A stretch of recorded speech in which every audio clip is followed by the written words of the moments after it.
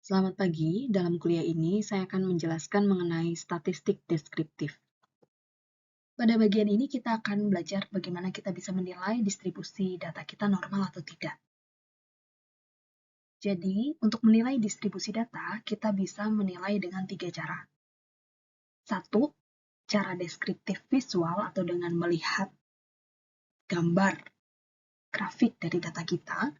Yang kedua adalah dengan deskriptif hitung, kita akan menghitung parameter-parameter yang menentukan apakah data kita itu simetris, ke kanan, ke kiri, ya. Dan yang ketiga adalah cara analitik, yaitu dengan menggunakan uji statistik. Cara pertama untuk menilai distribusi data dengan visual adalah menggunakan histogram. Jadi dari histogram data kita bisa melihat apakah data kita itu simetris, seperti ini, atau skew ke kiri, ini ekornya ada di kiri, atau skew ke kanan, ekornya ada di kanan. Data yang simetris memiliki mean, median, modus yang ada di tengah dan berhimpitan, sementara data yang skew, modusnya ada di salah satu sisi, sementara mean-nya biasanya ada di tengah-tengah sisi. Cara berikutnya adalah dengan melihat ekornya. Kalau tadi kita melihat simetrisitasnya kiri-kanan, sekarang kita melihat apakah ekornya itu tebal atau heavy tail, seperti ini, atau tipis atau light tail. Ya. Data yang ekornya tebal berarti lebih banyak memiliki data-data yang lewat dari satu standar deviasi, 2 standar deviasi, ya, jadi lebih banyak outlier-nya. Sementara yang light tail menunjukkan bahwa datanya mengumpul di tengah, jadi hanya sedikit data yang ada di ekor. Kita juga bisa menilai distribusi data menggunakan plot yang namanya stem and leaf plot. Ya, ini tadi belum dijelaskan ya di cara mendeskripsikan data.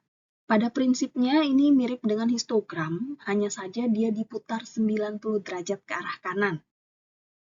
Jadi di sini kita lihat ya, cara membacanya adalah plot ini terdiri atas stem atau batang, ya, dan leaf atau daun. Jadi data kita akan diurutkan mulai dari yang terkecil, biasanya di bagian atas, sampai yang terbesar di bagian bawah. Misalnya hasil observasi kita, ini 63, ini artinya hasil observasi 63, ini hanya ada satu frekuensinya. Sementara 65 ada dua, ya. 65, 5-nya ada dua, ini berarti ada dua data yang memiliki nilai 65. Kemudian 60, 60, 66, 777, kalau kita hitung sini ada 1, 2, 3, 4, 5, 6. Ada 6 data yang range-nya antara 66 sampai 67.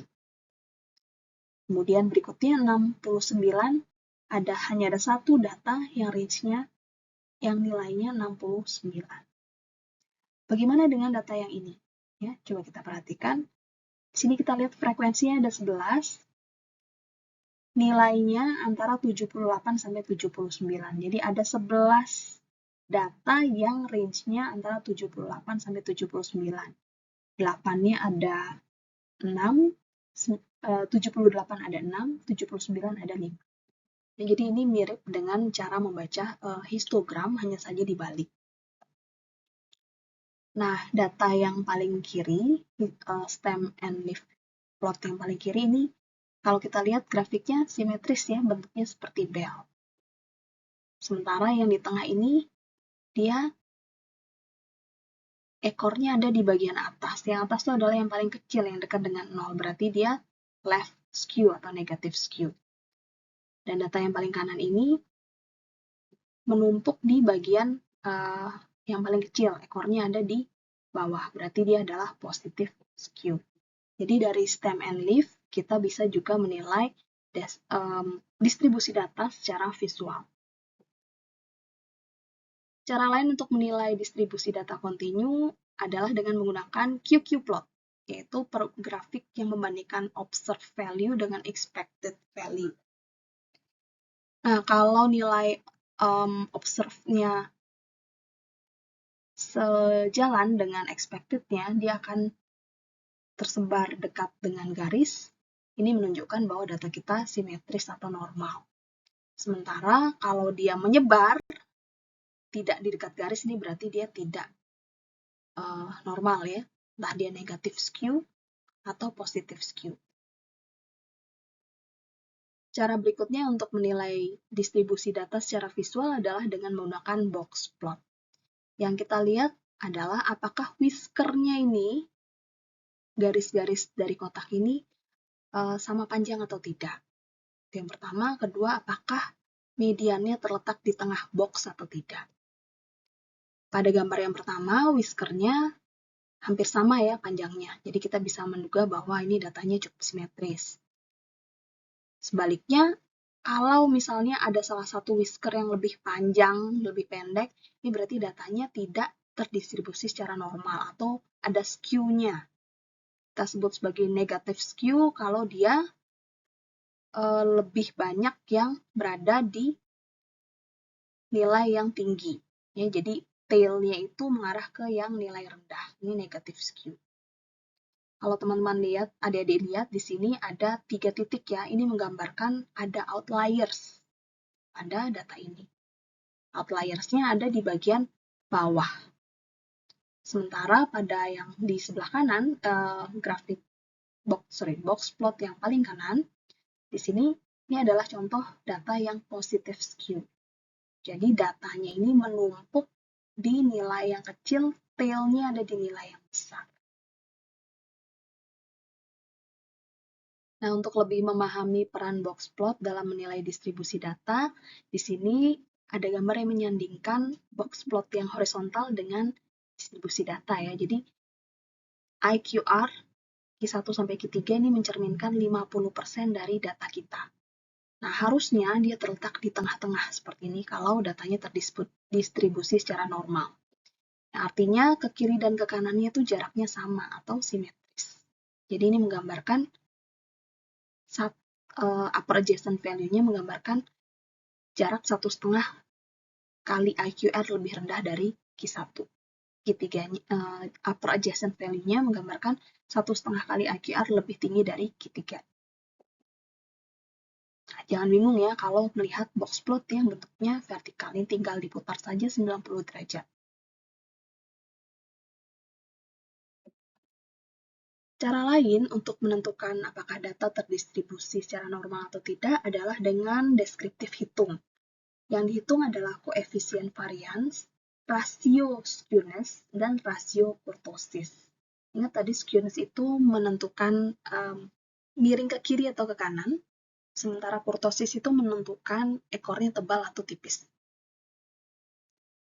Nah, data-data ini nanti adik-adik bisa dapat dari output SPSS ya, standar deviasi, mean, skewness-nya berapa, kurtosisnya berapa, dan standar error-nya berapa.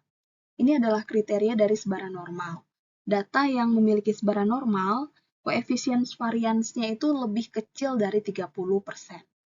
Rasio skewness dan kurtosisnya itu antara min 2 sampai 2. Yang artinya kalau dia min 3 atau 2,75 itu dia mengalami skewed. Kalau positif ya berarti skewed ke positif skewed atau right skewed. Kalau dia negatif berarti negatif skewed atau left skewed. Nah, ini cara lain lagi untuk menentukan distribusi data, yaitu cara analitik.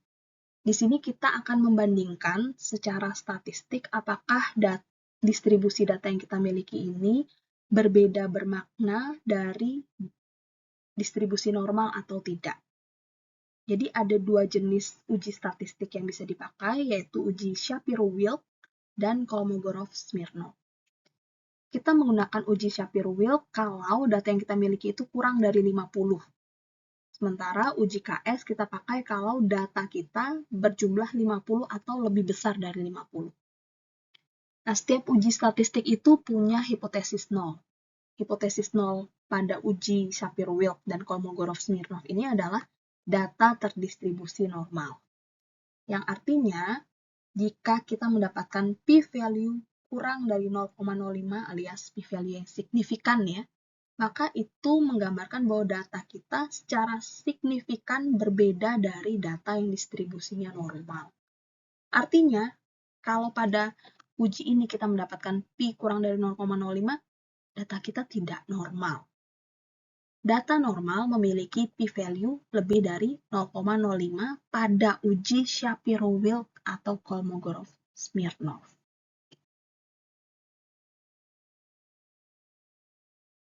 Nah, ini hasil uji normalitas yang merupakan output dari SPSS ya. Di sini, peneliti ingin melihat apakah berat lahir bayi itu terdistribusi normal pada kelompok ibu tanpa riwayat hipertensi dan ibu dengan riwayat hipertensi.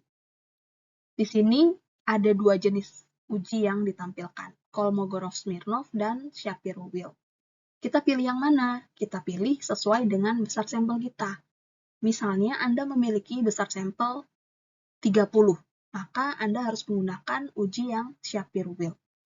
Sementara jika besar sampelmu lebih dari 50, misalnya 100, kita bisa menggunakan yang ini ya. Yang dibaca adalah bagian sig atau significance dari masing-masing uji. Sebagai contoh, suatu penelitian ini jumlah sampelnya adalah 189. Nah, coba tentukan mana uji yang dipakai dan bagaimana interpretasi dari nilai sig-nya. Apakah datanya terdistribusi normal atau tidak normal? Jadi sebagai kesimpulan, statistik deskriptif ini membantu kita untuk meringkas hasil pengamatan kita terhadap variabel penelitian, tapi tidak bisa dipakai untuk mengambil kesimpulan mengenai hubungan antar variabel. Kita bisa menampilkan statistik deskriptif dalam bentuk tabel ataupun grafik. Ada dua hal yang kita deskripsikan pada statistik deskriptif, yaitu ukuran pemusatan dan penyebaran. Selain itu, kita juga bisa menggunakannya untuk menilai distribusi data kita normal atau tidak normal. Karena distribusi normal merupakan dasar dari asumsi uji parametrik, maka kita harus melakukan penilaian tersebut sebelum kita menggunakan uji parametrik yang sesuai untuk penelitian kita. Sekian penjelasan saya, semoga bermanfaat. Selamat pagi.